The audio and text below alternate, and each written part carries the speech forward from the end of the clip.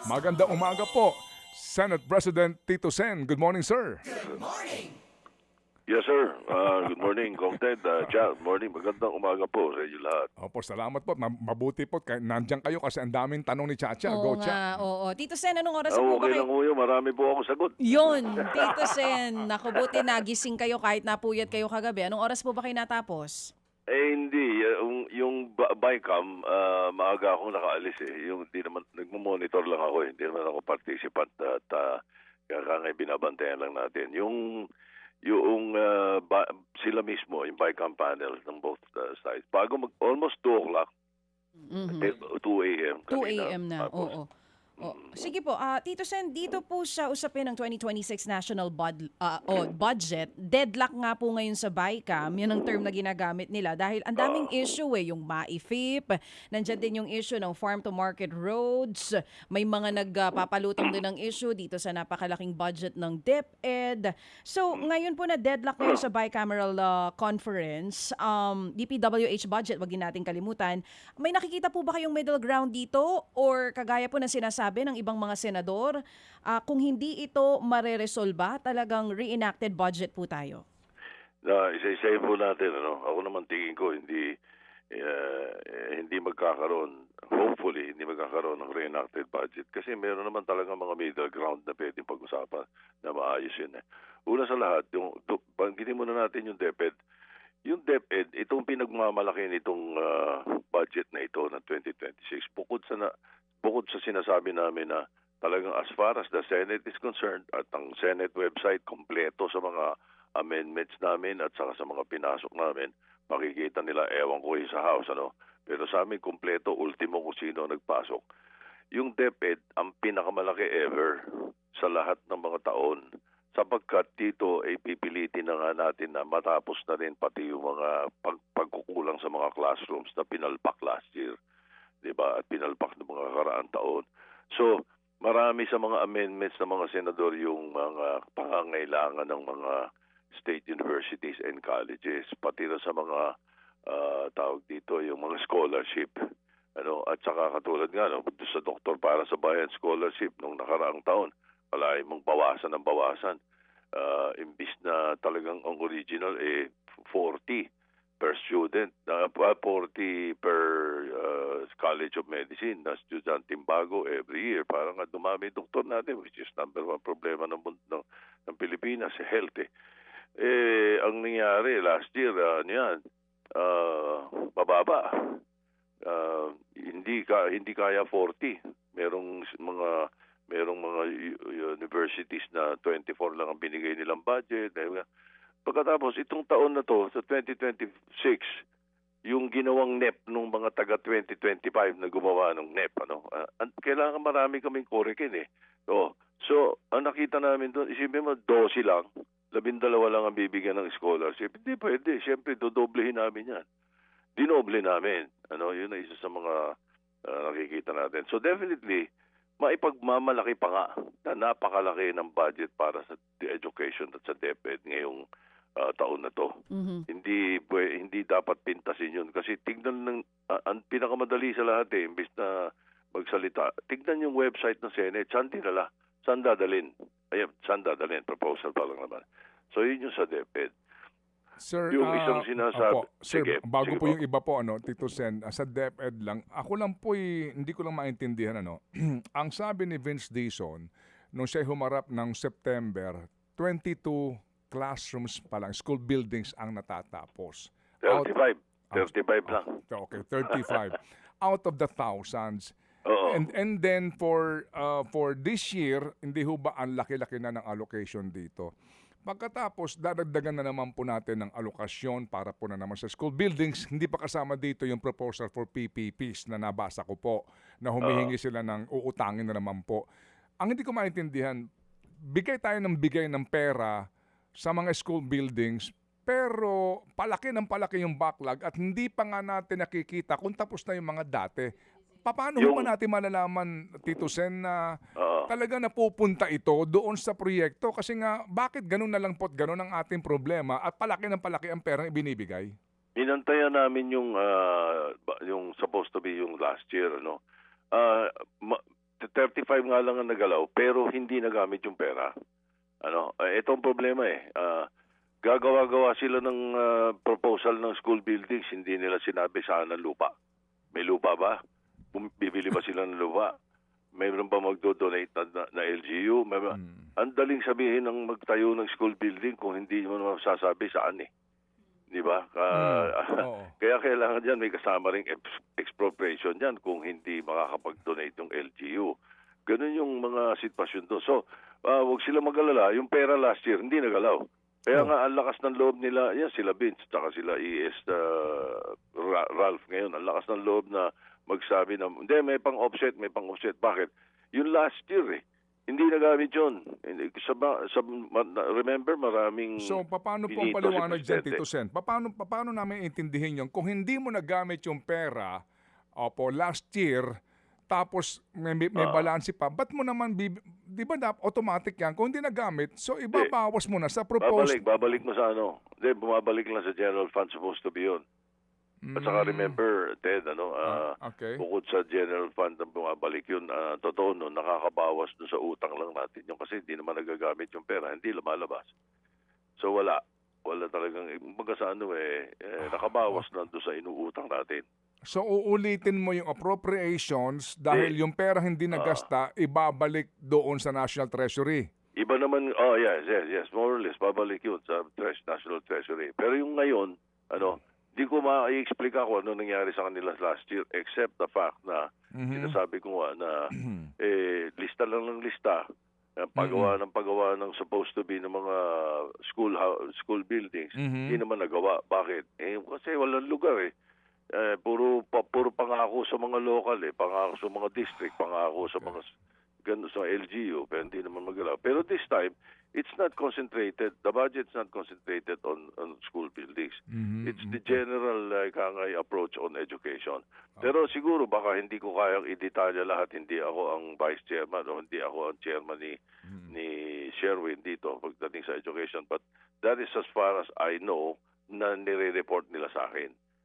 Kaya yun ang alam kong sige po. explanation to sa DepEd. Sige, Gusto after nila education. palaganapin at mas maraming mga scholar ang matanggap. Okay, sige Tito po. Sen, anong sagot po ninyo doon sa sinasabi ni Senator Amy Marcos na bibigyan natin, dadagdagan natin ng napakalaking budget sa pagtatayo ng mga silid-aralan pero ang utilization rate lang daw po ay 23%. Ano pong tugon nyo Yung nga, doon? yung last year Ngayon, okay. Oo, na hindi O nagastos. yung nga yung last year Oo. Tingnan natin kung mauulit ngayon o Pero, hindi. pero Tito Sen, Sapagkat natuto na sila, natuto na rin kami, natuto na ang Executive Department kung ano mga pagkakamali ito sa lagay ng lagay. Hindi naman pala kayang oo. gawin. So confident po kayo na ngayong taon under the leadership of Secretary Angara, hindi na po mauulit itong utilization na 23%? Oo, nakabantay kami dito. At saka hindi namin papayagan lalabas ang pondo dyan. This time, we really have to exercise oversight. Kanino pong pagkukulang yon? Bakit nagkaganoon? Last year, Yung pong sa ahensya, opo. ako tingin ko nga yung lista ng lista yung yung legislators Lista ng lista ng legislators di naman kayang gawin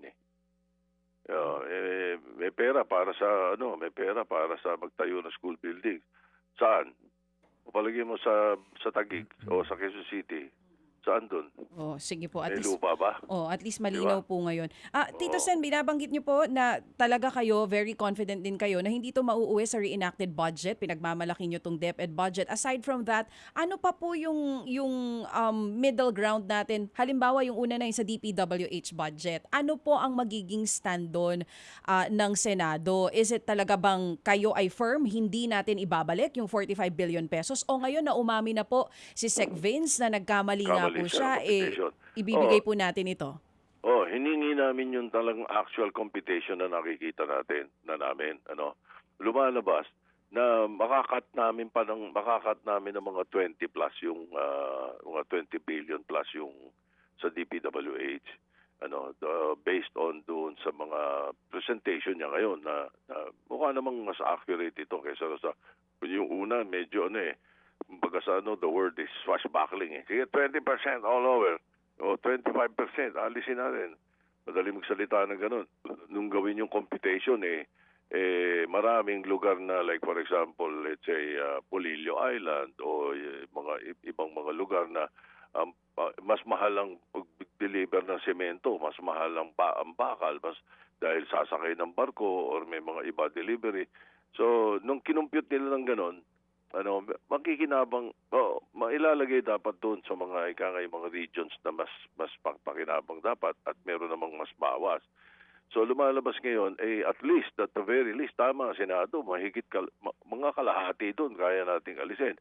At ang usapan, well, I think they will finalize tonight, pero ang report sa akin ni Sherwin, ni Senator Gatchalian, at dito kami papayag only kung yung aalisin ay ilalagay sa PhilHealth or sa DOH or sa UHC.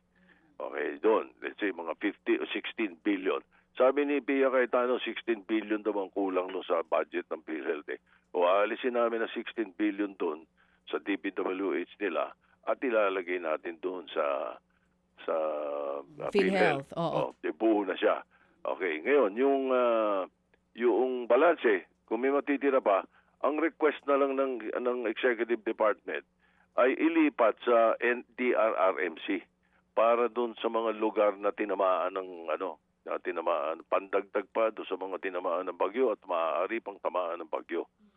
Yun ang magiging paglilipat doon. Siguro pagka nagkasundo sila doon, hopefully mamaya, then mapipigil na yung deadlock. Oo. So, tama po ba yung pagkakaintindi ko, Tito Sen? Firm pa rin kayo na kung ano na yung una na ipasa, yun na yun? Kung may mga ibabawas kayo at ilalagay sa health sector po natin sa PhilHealth? Ano kami doon, we're very strong on that. Kasi mali naman, sabi ni Vince, hearing pa lang sabi nila Alcantara, overpriced sila.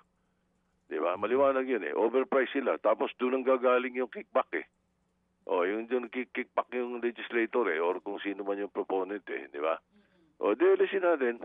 So kahit po sinisigundahan ng Malacanang yung naging pahayag po ni Sec Vince na maraming proyekto ang posibleng hindi matuloy kapag hindi na ibalik yung 45 billion pesos, kayo po firm, hindi na, nabigay na sa amin nung una yan. So wala na tayong ibabalik na 45B. Oo, ano na yun, at least kalahati nun, hindi kami papayag. Yun ang middle ground na pag-uusapan. Sapagkat yung computation na bago ni Senator Dizon, ni Secretary Dizon, ay justifiable, baka pumayag kami. Pero hindi kami papayag na yung buo ay babalik sa DPWH. Hindi, sinabi na nila Pero Tito Sen, sabi nyo kung mukhang dun galing ang kickback, kung magbabalik tayo ng kalahati nun, baka kickback pa rin po yung ibibigay natin ulit. Hindi naman. Merong mga pamatay ang Senate dyan. May mga special provisions kaming nilagay ngayon, batas bali ngayon yan. Hindi na kailangan magpasa ng separate batas. Pag nilagay mo sa budget, sa GAA yan, automatically batas yan. May mga special provisions kami kung paano gagamitin. May mga special provisions na nilagay kami. Hindi lang dyan, pati dun sa MAIP, pati dun sa mga iba pang mga paggagamitan ng budget. Meron kami mga inilagay na special provisions na pag-iingatan. Like for example, yung kabuuan, hindi lang yung pinag-uusapan na 40 na inaalis, 45 na inaalis namin, Sa kabuuan, yung magiging total ng DPWH, which is 500, magiging 595. Tandaan nyo, last year 1.1 trillion. May nakita ka ba? Diba? Ito, kinalahati namin Diba? 595 ang this year Pero may special provisions pa. Ano yun? Hindi pwede nang walang program of work. Lahat yan nakalista na ngayon. Tingnan nyo sa website ng Senate. Okay. Lahat, merong program of work, merong Opo. Sige, so ito ho yung mga kumbaga po transparent pero pati yung ang tawag doon sa location. Okay. Pati location, maliwanag yung mga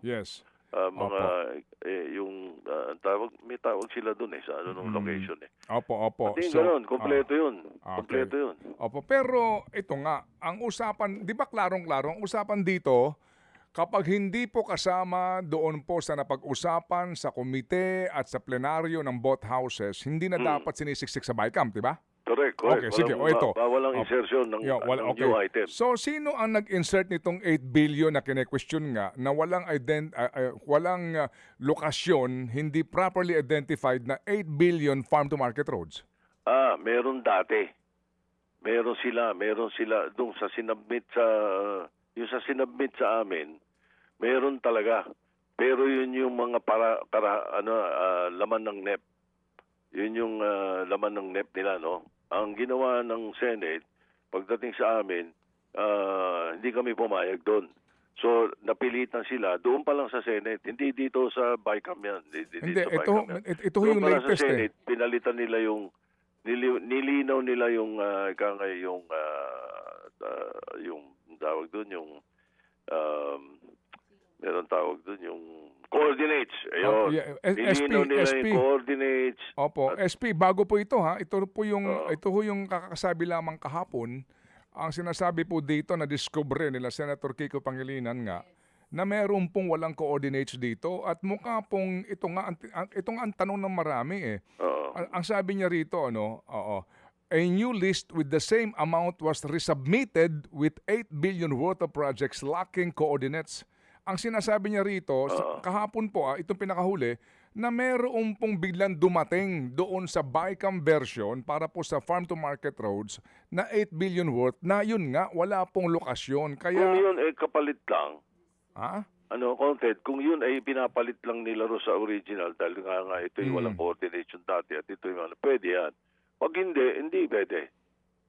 Yung ang tanong namin sino na naman po nag-sing? Kasi dito ang dating, biglang sumulpot ito. Kasi nga klaro na lahat nalinis na nga po ninyo di ba?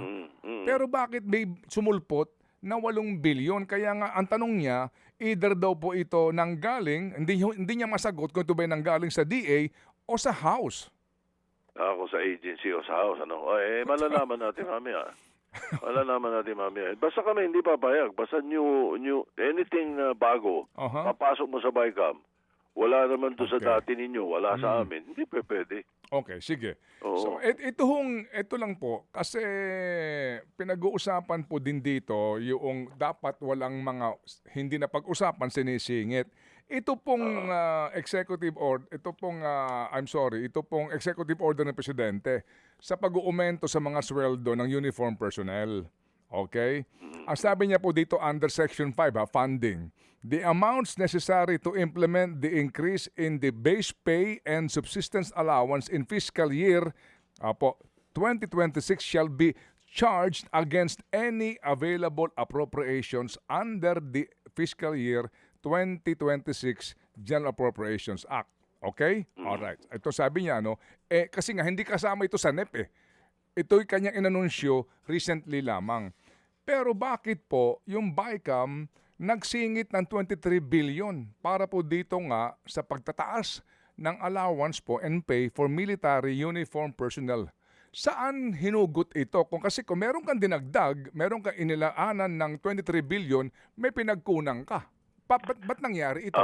Ang explanation sa amin ni Senator JB dyan, dahil siya ang in charge dyan sa party na yan, nasa Senate version yan, nasa Senate intervention yan to increase the subsistence allowance ng uniform personnel from PNP, BJMP, BFP, at saka Philippine Coast Guard. Yun ang pang-explanation ni JB dyan. Narinig ko rin yan, nabanggit yan alam mo pinakamaganda, pagka mayroon details na hindi ko nalilinaw sa inyo, pinakamaganda ay si Sherwin o yung isa sa mga chairman ng particular issue na yon ang makausap natin. Kung papayag. Kasi katulad yan, alam ko yan alam ko yan dahil kinento nila sa akin yan. Nire-report nila sa akin siya yung nangyayari.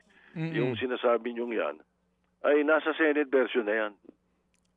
Nandoon yan. Walang tayong maliwanag ito. Kung ano man yung pinapasok nila dyan sa BICAM na yan, hindi napag-usapan yan sa Senate or napag-usapan sa House. Yun ang standing order ko. In other words, pag may papasok silang ganyan, at pagkatapos wala naman sa usapan, hindi pwede. Pag pinilit, deadlock tayo. Mhm. Ganun lang kasimple sa amin, ganun ang stand namin. Kaya gustong-gusto nga namin na malinaw ito. Isang araw may sinasabi yung isang congressman na kung ano daw may mga pinasok daw kami mga Opo, individual. opo. Yun ang isa sa mga pinagtatalunan nga pala, no? Yung malaki daw yung mga individual amendments ng mga senador. Hindi kami individual amendments. Karamihan sa mga senador, institutional amendments, yung sa national defense, yung sa Opo, mga, sige. yung mga Opo. ganun, ano? Opo, Pagdating sa, at makikita nyo sa ano yan, sa website nga, tingnan nyo isa-isa katulad yan, yung DPWH. May ilan sa amin. Ako the best example DPWH, ang pinasok kong individual amendment, zero. Okay, opo. Ito po. Ito po, sir. Diba? Ito, Wala ito. akong tignan mo kung ilang Opo. bilyon ang pinag-uusapan nila sa kabila. Okay. Balikan ko lang po itong isyong ito, ha? Sir, kasi wala ito sa NEP. No, ito pong announcement ni Presidente tungkol po sa Wala. pagtataas Oo. ng allowance ng mga military personnel tsaka uniform personnel. Wala po, wala sa NEP. Alright. Ngayon, ang sinasabi po sa deliberasyon ng Kamara, ng BICAM kahapon, sinasabi po ni Chairperson Micaela Swansing nga, no? Ang sabi niya rito na i-adapt na lang natin ito kasi nga ito po ay may kaugnayan na doon sa executive order ng Presidente. Presidente. Okay. Sige. So, meaning ang Kongreso kahit na walang pagtatanong man lamang doon sa lilikhain itong problema tungkol po sa magiging pensyon na ng mga retirado at yung binabanggit po na lalaki ang fiscal concern natin eventually dahil nga po sa alam po naman natin na ang pensyon ng mga militar ay GAA, no? Hindi ito GSIS o SSS. Specifically po, ito po ay provision ng GAA. Kahit na po walang ginawang pagtatanong dito ang Kongreso, sumang-ayon lang kayo sa utos ng Presidente, kahit na ang fiscal problem na lilikhain nito eventually sa atin, pagkalaki-laki. Hindi po. Nasa Senate version yan. Wala sa House. Wala sa House, pero nasa Senate. Pinag-usapan sa Senate yung committee ni Senator JB yan. Opo, kasi ang babala dito ng mga, di ho ba naalala po ninyo panahon pa ni Ben Joc, no? This is considered as an elephant in the room na malaki pong problema natin nga kasi nga taon-taon palaki ng palaki ang kinakailangan mong budget. Tatalunin pa yung budget ng defense eventually sa pensyon ng mga militar. Nung araw pa, alam mo, baka blessing in disguise na naging executive secretary si Ralph. Siya merong solusyon dyan nung araw pa, nung nasa Senate siya. Siguro, gawin niya ngayon. Baka naman common sense na naman yun. Ha? Baka na naman common sense na naman yun. Mahirap, delikado patay tayo dyan. Hindi, meron siyang dating solusyon doon na merong part na ititigil muna na parang meron siyang Anyway. Meron siyang solusyon dati pero hindi ko kabisado Opo. Pero definitely nasa Senate version yan, meron na talaga sa amin na ganun intervention namin yun maliwanag yun galing kay JB nung pinag-uusapan namin siya nagsabi sa akin ini-increase yung subsistence allowance kasi ng uniform personnel, PNP, BJMP, ganyan. Opo, sige po. Itong MAIF naman, bakit naging 51 billion at ano ba ang implementing rules nito? Meron bang alokasyon dito bawat senador at congressman? Ayan, meron pa rin may maganda kaming explanation dyan kasi hindi kami papayag, wala. Ewan ko sa House pero sa Senate walang ganun. Kasi nga, meron special provision. Narinig ko yung kanina, pagbangon ko, narinig ko yung taga-DOH nag-i-explain ka sa'yo, hindi nasagot ng tama Una, yung mga government hospitals at saka mga ospital ng gobyerno, ang tanong, kasya ba? Hindi ba? Hirap na hirap 200-300% ang overcrowding ng mga ospital. So, kailangan talaga gamitin ang mga private hospitals in the meantime na hindi sila nakakapag-expand ng kanilang mga ospital. Pati mga local government hospitals, kailangan makinabang dito. Okay? So, yun ang kailangan tulungan.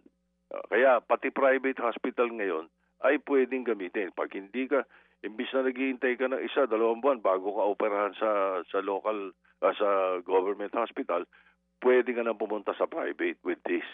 Okay, yun ang solusyon na nakita namin dito. Pang-private hospitals karamihan ito.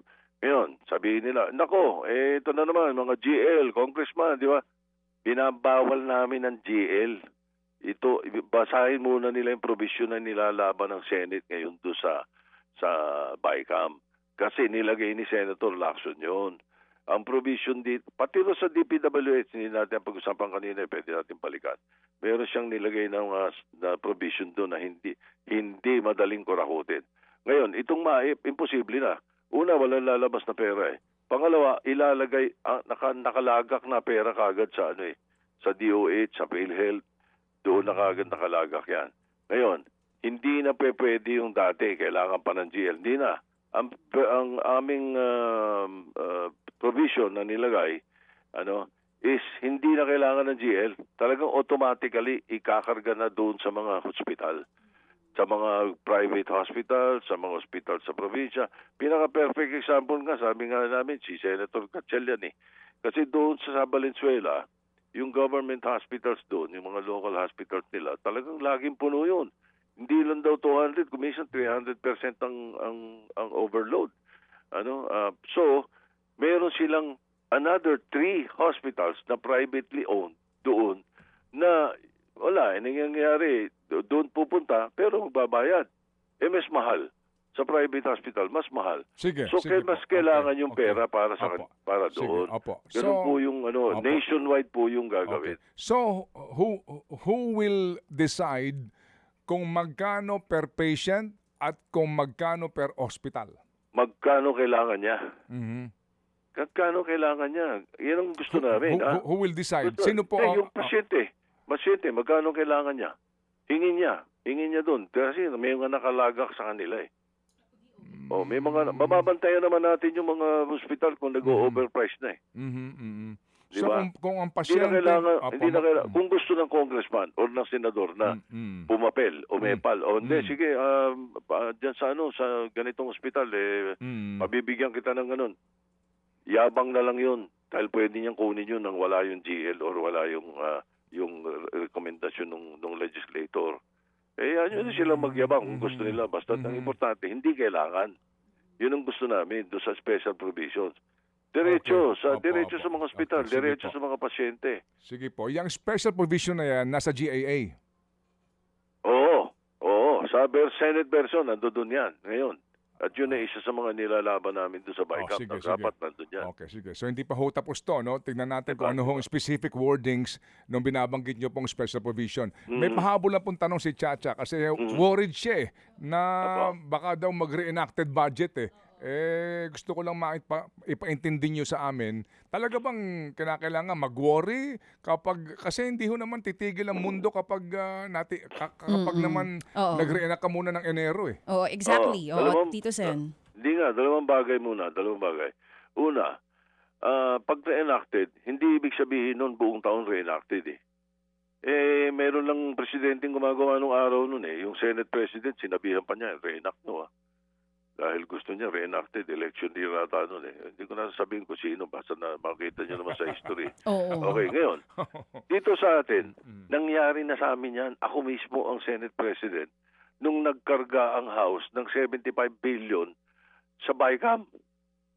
Na hindi ako, after BICAM, hindi balik na ako, sa BICAM lang pinasok eh. After BICAM, after ratification, nagkarga.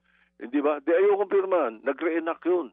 Reenacted yun, January, February, hanggang nung mag-usok, nung pumayag lamang ako ng mga February or the end of January na pumayag ako. Sabi ko, pipirmahan niya, basta pirmahan mo itong sabi ko kay Digong, kay President Duterte.